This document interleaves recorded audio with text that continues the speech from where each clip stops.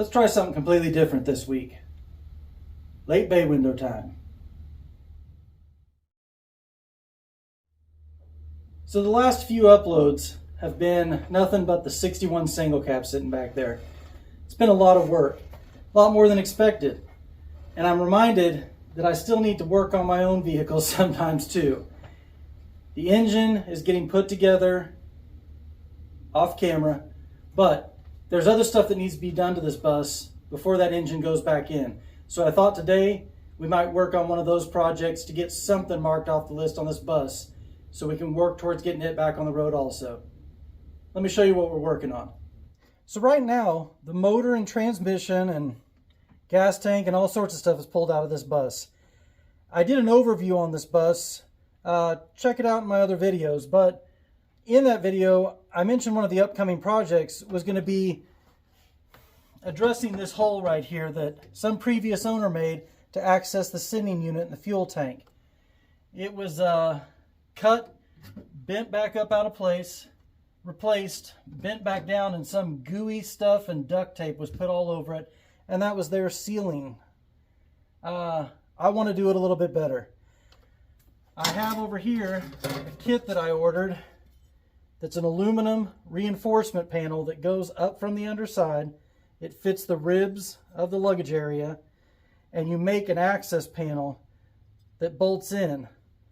So, because that metal is so mangled, I've got a donor piece of metal to be able to line up the ribs, and then we'll clean it up and paint it to match when it goes back in.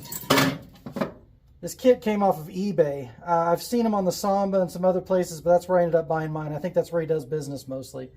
Anyway, really nice kit. Aluminum frame there. Comes with directions for cutting and a nice hardware kit. So, let's see if we can get that cut a little more appropriately for what it needs to be. Clean up some of that goo when we're done and see if we can make this a more refined patch to a common problem on these buses. Here's a quick look at the instructions.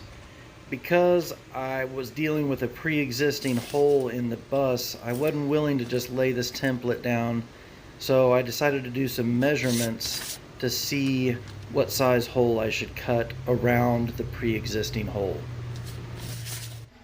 So as the directions say, the dotted line is the cut line for the access panel, and I measured that out, and it's 4 3/4 front to back and 6 1/2 on the side to side. And then I decided I'd start laying that out, and you'll notice that right here, this is the middle rib, and as you go forward you realize that this hole that the previous owner made is not centered, and that made me start to question things. So I went ahead and threw the new tank in here, and it appears that the previous owner, when they cut that, must have done some research, because that hole is pretty much where you want it to be. This camera angle might not show it, sorry. It's pretty accurate. So we're gonna go with that, I guess. We're gonna use these two as our centering ribs, and that ought to give us access. We get that tank back out so we don't fill it up with metal shavings. I mentioned earlier I'm pretty impressed with this kit, but I'll tell you one thing they don't tell you is where to make the hole. So it does take a little research on your part. Another thing the directions don't specify, but you'll figure out if you look at it, this edge right here is beveled. This one is not. That beveled edge is for the rounded curve where the gas tank panel, the luggage panel, starts to curve down behind the seat. So you want to butt that in there. And I have the benefit, believe it or not, I'm going to say that, I have the benefit of that hole already being there, and I'll be able to place this up in here to get a better idea of where I want my hole to be, because it's going to have to be enlarged from that hole. Hopefully that hole isn't too big front to back. I know it's smaller than it needs to be side to side, so hopefully front to back we're not too big, and I'll be able to choose where I put it. But I'm going to start the fitting process now.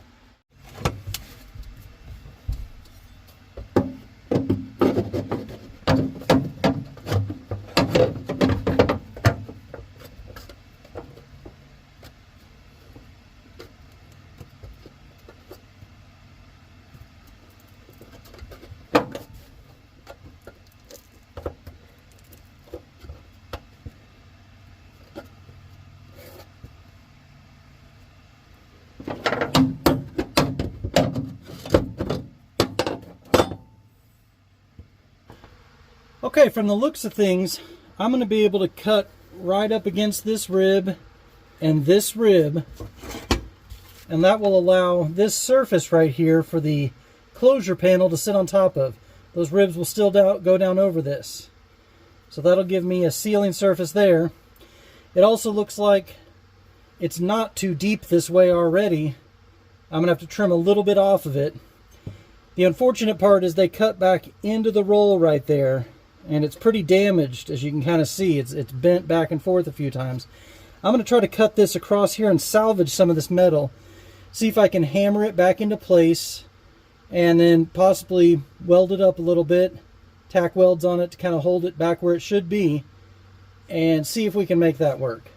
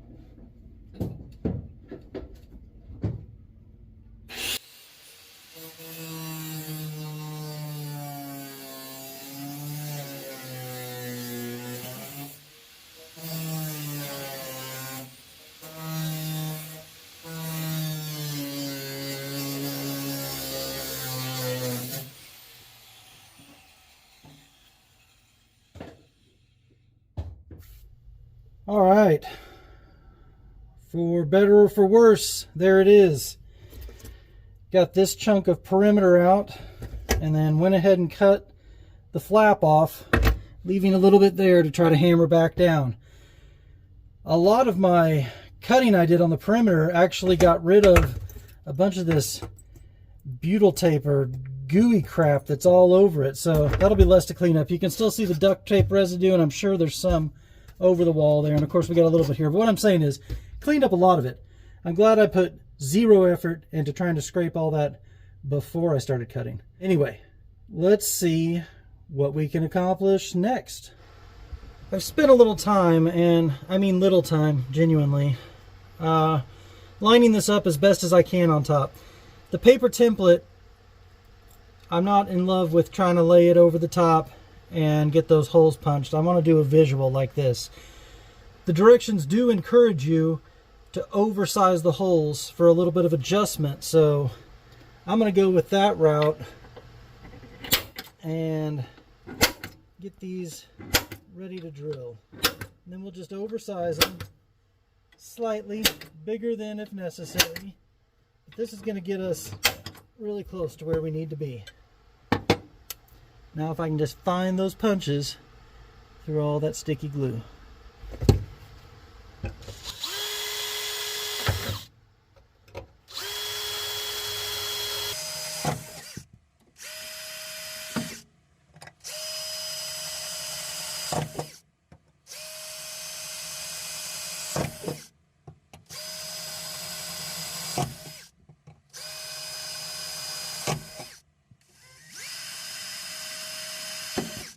Okay, first round of drilling is done, and the holes line up pretty good. So I'm going to go ahead and drill them up another size or two. We'll figure out what size they're supposed to be. I'll probably go a size above it just for a little bit of play, and we'll finish drilling those holes, and then we'll see if we can bolt it up. There's two holes that I haven't drilled on that piece that's bent over on the edge of the luggage tray. I'm going to have to see if I can hammer that back. I don't even know, honestly, if there's enough meat there to even get the bolts through it when the time comes. We'll see. We might have to do a little creative engineering there. Let's get these holes drilled out.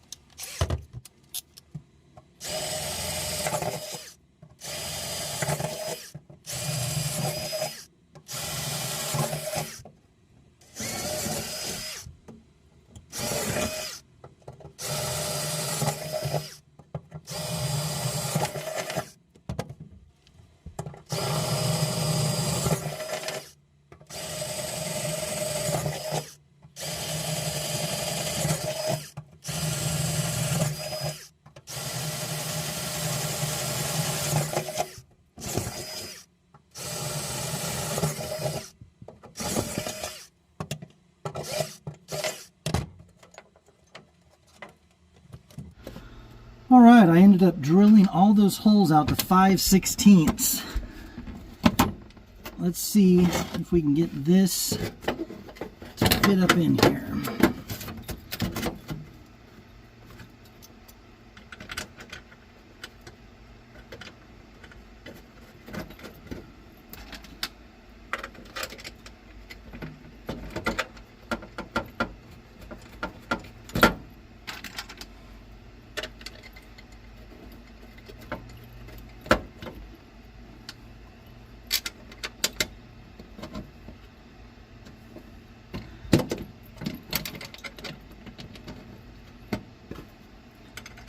Pretty good start.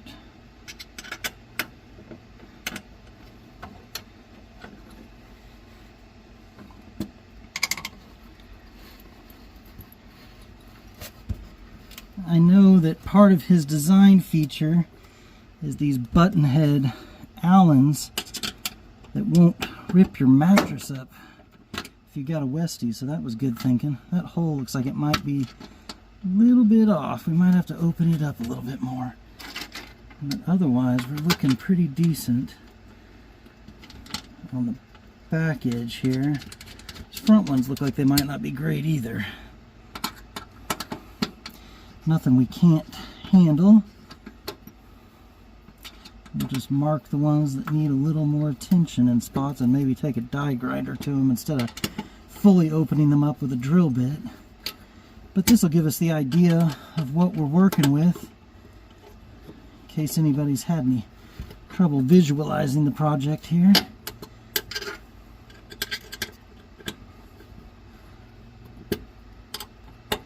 I really am amazed. I mean, it shouldn't surprise me, but that comes with a great deal of structure, putting that piece in there. And here we go. So, like I said, my front two a little bit off, and this back one, yeah, he's a little, it looks worse on this camera. Yep, that made it look better. Just needs a little attention there, a little more attention there, probably a little bit of attention there, and then we're gonna have to deal with this front section. I really don't know what I'm gonna do there. We might end up making the cover plate, cover that and maybe overlap that front a little bit and put a foam seal on it or something. Not 100% sure. It's I'm working it in my head right now while I'm doing this. So let me open up those holes a bit so we can get this bolted. But wow, nice product so far. I'm really enjoying it. It's coming together nicely and the results are great. All right, there it is. We got 8 of the securing bolts in. There should be 10 on the base, but these 2, because of the previous owner's cut, don't line up. These 4 are for holding the cover on once you make it. Like I said earlier in this video, I've got some material here out of a bay window to make a cover. But after sitting here working on this, I think my best bet is going to be cutting a section that has this roll on it and letting it overlap this. Even if I need to trim some more of this metal out, let it overlap it and put like a thin foam seal on it to both reduce the chances of vibration noise and to seal out any fumes that might be coming out. I might even foam seal the entire cover when it sets down. But unfortunately, that means that's where I leave you this time. I don't have the right metal cut to make that cover, but we did make some good progress on getting that garbage out of there that the previous owner had done. I will definitely update this video or update you on this project when we get the cover made and everything. That donor bus I have out back will have the right section for me to make a nice cover, and I've got some color to match this, and we'll use some thinner and get this tape off here, make it look super nice for a finished product. I'll bring you back and show it to you. Wish we could have finished it tonight, but it's already dark outside and it's super hot. They say we're about a week away from summer. It's starting to feel that way for sure. It's definitely warming up out here, and nobody likes to have the fans on when they're videoing, so it is hot. Anyway, let me get back to you on this. I'm going to see if I can get a piece of metal cut to fit, scuffed, painted, ready to go back in. Then we'll update you on the final results. This means we can get the gas tank in now. I didn't mention it earlier, but obviously this is the prime time to be doing a job like this when you have the tank out. In a late bay, really, to get the tank out, you need to pull the motor. Guys will tell you you can drop the motor and transmission, but my goodness, you're already there. Either way, if you're going to be doing a job like this, it's probably best to go ahead and pull your tank out. Those tanks contain flammable liquid. I don't know if anybody's turned you on to that idea yet or not, but cutting around it, not a great idea. I'm sure a lot of people do it. I just got to tell you, it's not safe. Anyway, get out there and work on your cars, folks. It's hot. I'm sweating. You'll be sweating too. We can sweat together. But until next time.